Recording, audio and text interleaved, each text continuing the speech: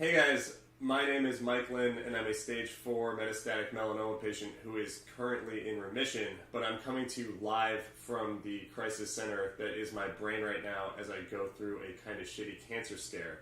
And I don't want to over dramatize things any more than they need to be. This is the early stages of a cancer scare, but this one has me especially in the blender mentally given how it is mimicking my symptoms from my stage 4 recurrence this year. So I'm going to tell you about that and kind of what I've been going through, because I think this is really illustrative of what someone who is in remission or good health relative to their cancer diagnosis and prognosis can experience, even, in something that has changed so quickly and is affecting me so strongly, despite the fact that I probably am going to be okay, even if something really bad happens. So let's analyze this. So I'm on day 6 of this cancer scare. I'm shooting and hopefully posting this on a Friday, and my symptoms started this Sunday. The main symptom is that I have a lymph node in my neck/shoulder area that is inflamed, and the kind of other things that are scaring me in conjunction is some shoulder pain near it, and then I would guess what is some psychosomatic neck pain. It's kind of popping around the last couple days as I continue to panic more and more about this lymph node that is up and is not going back down. The irony of me turning this into some sort of mental health crisis is that over the last 5 years since I've been diagnosed with stage 3C metastatic melanoma and then had this stage 4 recurrence, I've had dozens of lymph nodes popped up. I've gone through way scarier times than this, and in fact, I probably have more true indicators that I'm okay right now than I've ever had during a cancer scare. I say that because on Monday, as soon as I called in this kind of scare to my oncologist, he got me into his office immediately and examined my lymph node and said, I don't think this is super concerning. It doesn't feel very suspicious, and we just did scans 3 weeks ago, both a circulating tumor test for my blood and a PET scan that showed completely clean results. And so for this to be something incriminating, it would be very, very unlikely. He was also understanding enough to offer scheduling a scan right then on Monday. He said, look, if this is really freaking you out, we can schedule something right now. But I asked him, hey, would you recommend it? And he said, no, not really. I mean, lymph nodes pop up all the time. This one will probably go back down. But maybe by Friday, if it hasn't gone back down, we'll schedule a scan. Okay, so it's Friday. Why am I still freaked out? Well, for starters, it is a business holiday, meaning the medical office is closed today, meaning that when I called to try and get a PET scan or whatever we're going to do scheduled, I couldn't do that. Now, in the grand scheme of things, this probably isn't a huge deal. Like, one day isn't going to kill me. But, we were going to get scheduled for next week anyway, so trying to get it scheduled on Monday is probably going to be just fine. Given how my mental health is, this weekend is going to be a little more stressful because I would rather have just gotten that out of the way, but that's workable. I think the thing that's freaking me out the most is the way these symptoms are mimicking my recurrence from late 2022, early 2023. I'm actually not sure I've described the symptom progression in a video that I intentionally meant to be a vlog. I think I described it on my first post ever, which was meant to be a message to my family and friends to get some information out quickly, and then this all kind of, took off from there. But really what happened is in December of 2022, I noticed a lymph node on my jaw was inflamed. Nothing crazy. This has happened plenty of times over the course of my remission. Again, usually this is not cause for immediate concern. So I let that hang out for a little bit. It wasn't going down. I talked to my oncologist. He felt it. He said, I'm not so sure this is anything. We waited. Then, a couple more weeks went by and I said, okay, this is getting very concerning. Let's do a PET scan. He agreed. My oncologist is on top of things. I don't ever want to give that portrayal that this is some sort of failing by my oncologist or the medical system. He is very proactive. We have been very good about this. The actual, amount of cancer that was showing up, whether it was him examining my lymph node or on the first PET scan, which barely showed anything lighting up, even then, the radiologist and my oncologist were like, we're not exactly sure. So following that, I ended up getting a needle biopsy, which ultimately led to my diagnosis. That whole progression took 2.5 months from, lymph node popping up to diagnosis, and this is day 6, so why am I panicking? And I'm kind of asking that rhetorically, but also I'm trying to reverse engineer what's been happening over the last 5 days in order to help myself, but also to give you guys some insight about why this is significant. I think what happened there and what's happening now is I had this bump on my jaw, right? And every fucking day for 2.5 months, I would go, I'd feel it and I'd go, I don't like this. And it would kind of give me thoughts of, okay, what happens if I have a recurrence? What happens if I get worse cancer again? And that bump didn't go away as I started treatment. It took a month of treatment for the parotid lymph node that was inflamed to go back down. So let's call it 3.5 months of neurotically going like this. I still do this. I get in the shower, I go like this. I check my other one, whatever. I check my lymph nodes in my groin.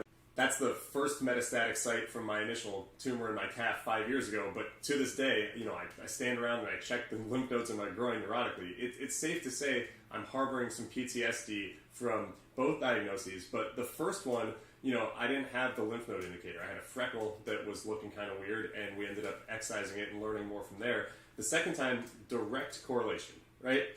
And again, logically speaking, I know there's a good chance this is okay. I want to convince myself of that right now, and I think, it might play out like that. It's too hard for me to say whether I think anything is going on.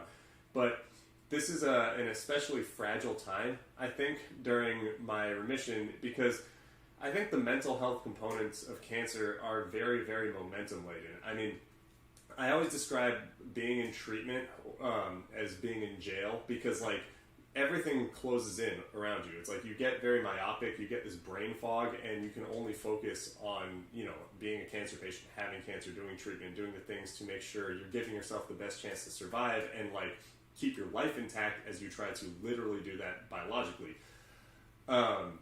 During these last 5 days, I've started to feel that way, it's really jarring, because I've been doing pretty well mentally, I think, for the last 5 or 6 months, and you forget how shitty it is to be in this fog, and all of a sudden you start to melt down and you go, I don't want anything to do with this, which obviously no one wants anything to do with cancer, but when you have that really recent contrast between sick and healthy, and that goes for the mental health side of things too.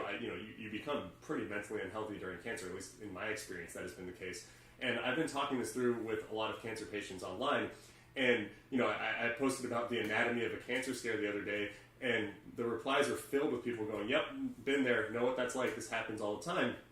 And so for me, maybe this is some sort of I want to say milestone, but maybe this is something I need to go through, having a lymph node pop up for the first time after having that be the way I was diagnosed with a recurrence, because it's going to happen again, whether I'm healthy or not.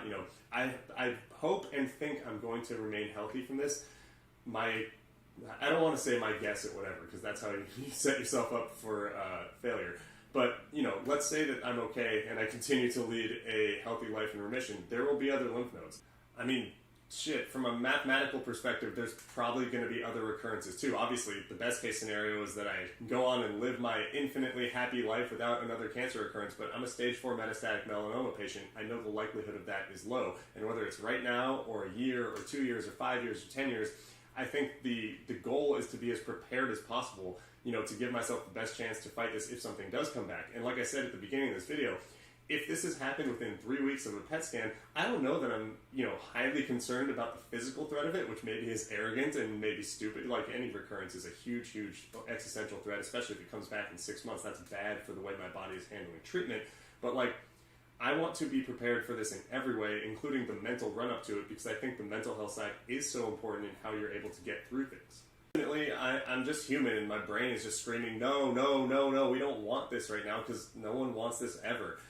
And one thing that I've learned through 2 treatment periods and, a number of scares is that it's easy to work when you have all the information. I always say you can only work with what's put in front of you, even with the bad times. But right now, I just have a bag full of question marks, and I'm hitting myself over the head with it repeatedly.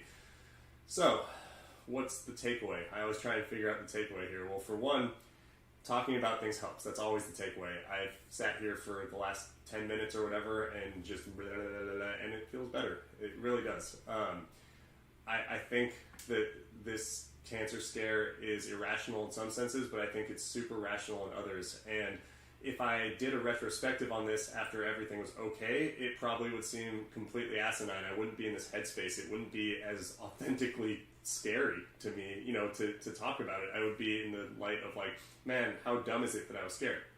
Similarly, if something does happen that's shitty to me, it will be in a much scarier frame, and the focus won't be on, oh my god, I can't believe I went through that dumb period of time where I was worried that I had cancer if I actually had cancer. So at this moment in time, I think this is valuable for me to do this as an exercise, and I think it's valuable for other people to see what a cancer scare looks like from someone who's gone through it, but also if you're going through a cancer scare as someone who hasn't had it, this is valuable to know too, because you probably get a lot of these same feelings. I don't think there's anyone who is excited about the prospect of getting cancer, and I don't think there's anyone who's dealing with an indicator that might be cancer who's just able to put it to bed. If you're able to do that, you're a superhuman, but not me, not most people. So if I found the takeaway for both myself and someone who's watching this who might be scared, then I think I'm satisfied for today, because, you know, this wasn't something I had planned on making. This wasn't a situation I had anticipated being in. And given the circumstances, it is making me feel a little better, and we'll see how I do with it over the weekend. My hope is that I can report some good news to you guys soon, but rest assured I will let you know what's going on regardless. I really appreciate you spending the time to watch me and my channel as it grows, and hopefully not as my lymph node grows. We'll get there though. We'll talk about it. Until next time, see you later. Bye.